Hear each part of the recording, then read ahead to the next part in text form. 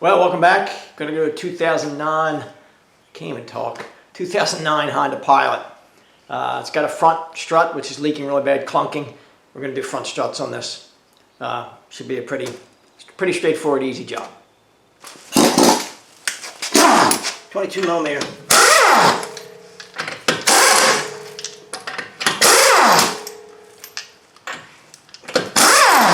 I already took the wheel lock off.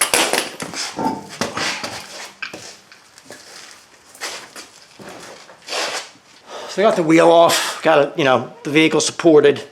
First thing I'm going to do is I'm going to go in here, take this cover off, and break these three bolts, these three nuts that hold the strut mount to the top. I'm going to take the back two nuts off. I'll break the front one loose because it's easiest to get to, and then I'll just spin it back down so it holds it in place. But then when I get ready to undo the strut and pull it out, I can just reach up while holding the strut and back this nut off and get it out of there pretty easily. So let me do that. 14 millimeter. I know you can't see. Really, reality is I can't see it much either. Just break it loose. Like I said, I'm going to take these back two off. Break this front one loose here.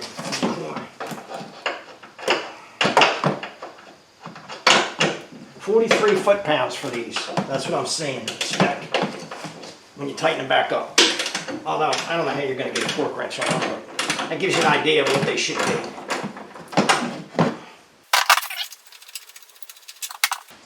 Make sure my front one is loose. It's loose, and I'll just spin it back down. I won't tighten it, just spin it back down. So hold now. The back is one of the back to the outside. You can't get a... Cannot get a socket. I couldn't get a socket on it, not enough room. So I have to go with a, actually I want to go with a regular 14 millimeter wrench and then a ratcheting wrench, and I'll break it loose with a regular wrench. That's what I had to do for the other side, which I just already finished.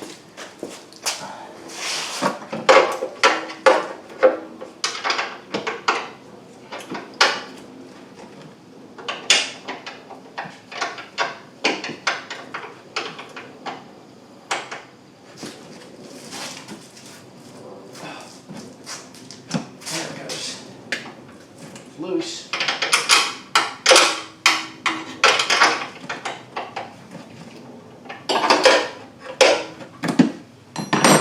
think I'll be able to turn it with my hand. Oh, I can. All right. You didn't have to get a ratcheting wrench on it. That's good.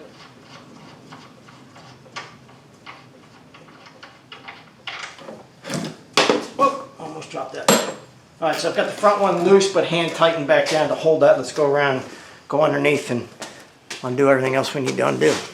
Stabilizer link, bracket, the bolt for the bracket for the brake line, ABS sensor line on two 10 millimeter, 12 millimeter, 17. This has got a hex in the end of it. I got lucky on the other side, and I didn't have to do anything except put the gun on it and spin it out. These actually have a hex behind them, so if I have to hold it behind it, I can. I'm hoping that I'm going to get lucky.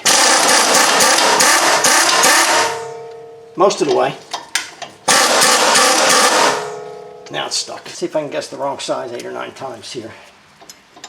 That's too small. 0 for 1. Alright, there we go. So, you're going to use that hex on the end of this. In this case, you don't want to loosen it. You want to actually push the hex in. You want to drive it in. Hold the nut. Push it through, like that.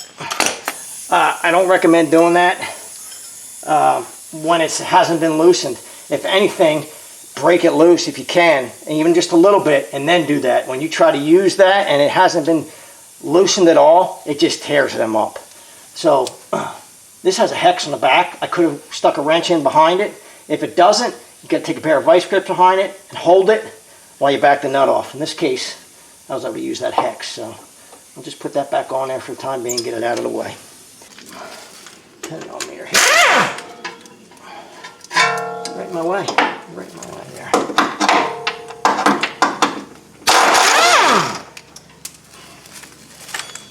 Bolts.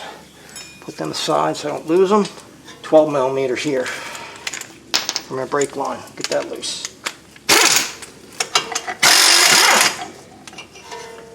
Set that aside. All right, so these 2 bolts are what I'm getting to. These 24 millimeter. Now sometimes, not on this in this particular case because I looked at the other side, these can be cam bolts. This can be a cam bolt where they'll use it and turn it to move it in and out to adjust it, to adjust for alignment. So if you're worried about that, I'm not in this case. Mark, I'll just show you. It's always a good idea to do it anyway, just in case there is one in there and you don't realize it. So what I want to do is I'm going to mark on the knuckle, and then I'm going to mark a corresponding line on that nut, on the head of the bolt, So if there's a cam bolt, when I put this bolt back in, I want to line those marks back up. My alignment will be very, very close if I do that. If I don't do that, I could be way off. You should get your alignment checked after this. Anytime you're in this suspension braking, things loose. The other side was extremely tight. I'm going to get a breaker bar. I couldn't even get my gun to, I can try it. I don't think it's going to work to see if it'll break them loose, but I couldn't get my gun to break them loose initially. I had to break it loose with a breaker bar first. Let's see if they'll even move. I don't know.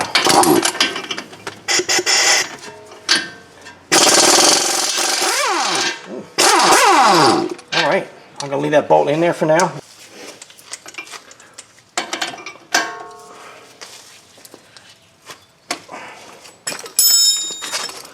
Kind of leave them those big time. There it goes. Just a little. That's what the other side was like. Very, very tight. I'll make sure the head of my bolt's not spinning.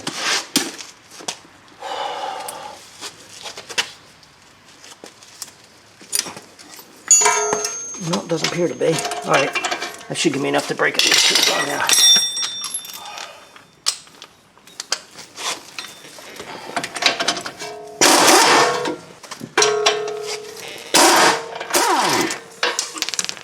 Alright, take that bolt out, just set them aside. Let me take the top out here.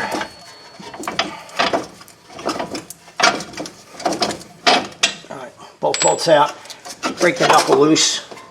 Now, I've got that one bolt up top that's holding that. Let me back you up a little bit so you can see a little more. Oh, wrong way.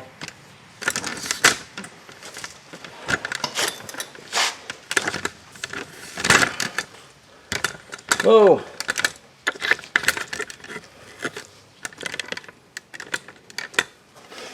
Alright, so I'm going to roll this out to the side where the brake line is. You just have to be careful of the brake line. But I've got to undo that nut up top, so I'm going to hold this, reach up top, which you probably won't be able to see because I'm probably standing right in front of the camera. Just try to hold the strut. I'll undo this nut at the top, which you can't see because you're probably just looking at me. Exciting as that is.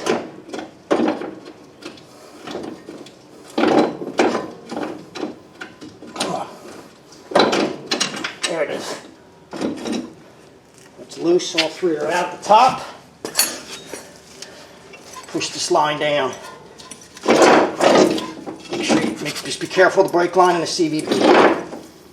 I should be able to roll this out of here now. Ouch. Don't pinch your fingers like I just did. Come on. Come on. Just giving me grief here. It'll come out because I got the other side out. Just by doing just this, I've got it blocked in here with a knuckle. There we go. There we go.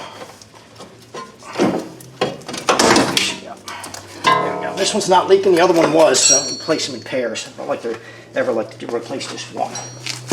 This is a quick strut, full unit, pre-assembled. Highly recommend it unless you're taking it to a shop and replacing just a strut, but this car's got at least 140,000 miles, I believe, on it. If you're going to replace these in high mileage cars, you have the mount and everything else that's on these that they wear out as well. There's a bearing. I don't think it's worth you know, just replacing the strut unless you're doing it for some other reason. But I just like to buy the whole unit and do everything. That way you get a new bearing, new mount, everything. And saves a lot of time. And they're not that expensive. Don't buy real cheap ones, buy decent ones. These are Monroe. They have a lifetime limited warranty. I've had pretty good luck with them, so I use them. I just got to fish this up in here, into the hole. You can't see, I'm sure, but and my hand's sore today. Don't know why, but it is. Around the brake line. I got to line the holes up at the top here. I got to get a better spot here to get a hold of it. Come on, let go. There we go. All right, got it around the brake line. Got my arm caught. Let me see if I can get my boat slide up. There is a left and right on these. Come on, you're right there. Oh, I just dropped it. Oh. There we go. Right there. Now I'm going to reach back up top, get one of these started, pick the strut up, they're all lined up, the bolts are, pick it up, and get one started up top here. That'll hold it in place for me. Now I can line everything up, and then put the other two nuts in the top, and just start putting the stuff back together. We'll roll the knuckle in, kind of get close here. What I like to do with these usually, you can just try it if you get lucky with the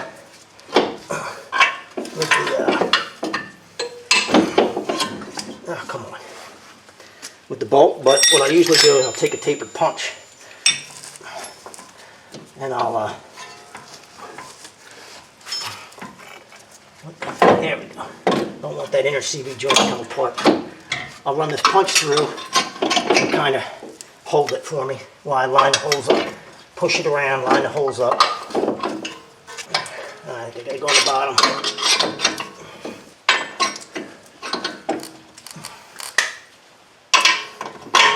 Use that punch to wiggle around. Alright, top's in. Get the bottom lined up. See if we can get the bottom in here too. Bottom bolts in. Get them started.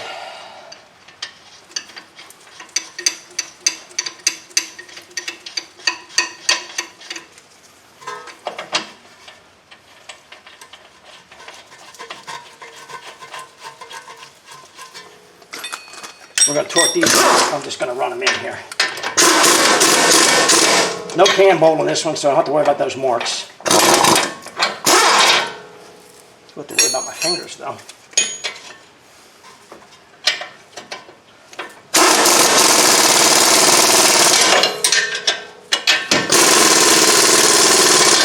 Okay. Let's get this stuff back in place here.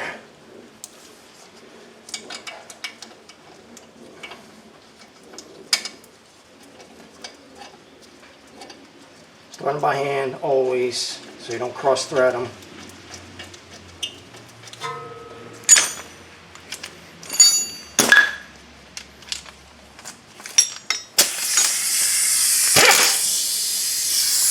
I have my gun turned down. Don't crush these. Just snug them up. 12 millimeter, as I said before. This bracket has to go back on. Ouch. We'll just line that up. Drop it in place.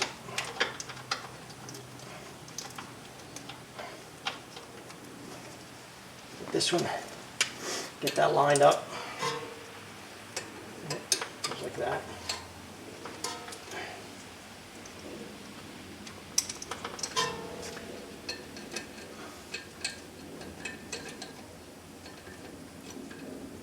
All right. Same thing, don't crush these. My gun is turned down.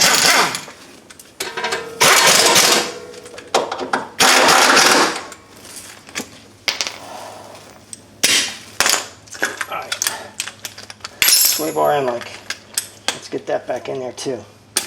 17 millimeter. Well, I'm a light there. What are you doing to me?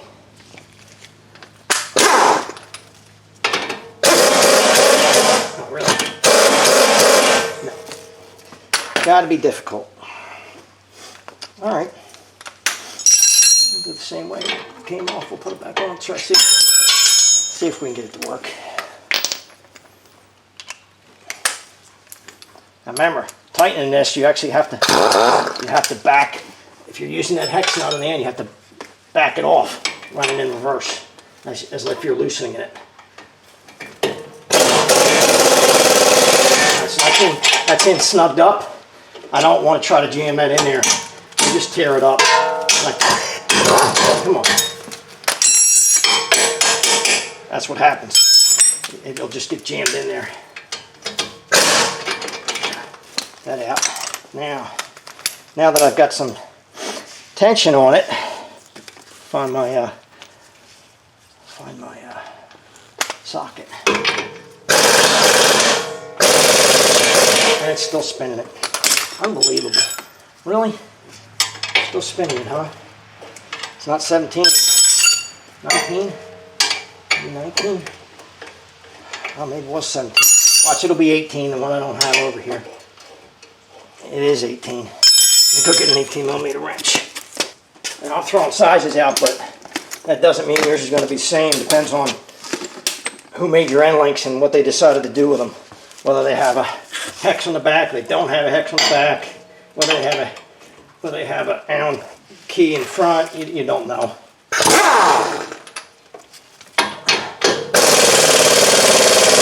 Alright, now we just got to tighten these.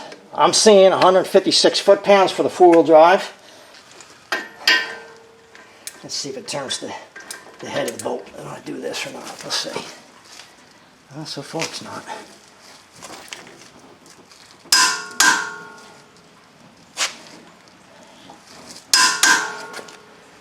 All right, that's close. Close with the gun. It's probably 140 or so with the gun. Not on the bottom, but I'm not. That's turning the head of the bolt. So let me get a wrench on that.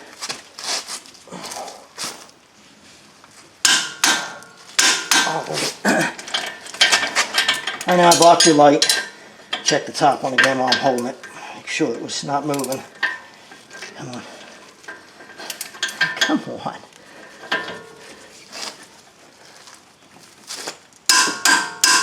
Alright. One more time on the bottom, check it. Not going to hurt you.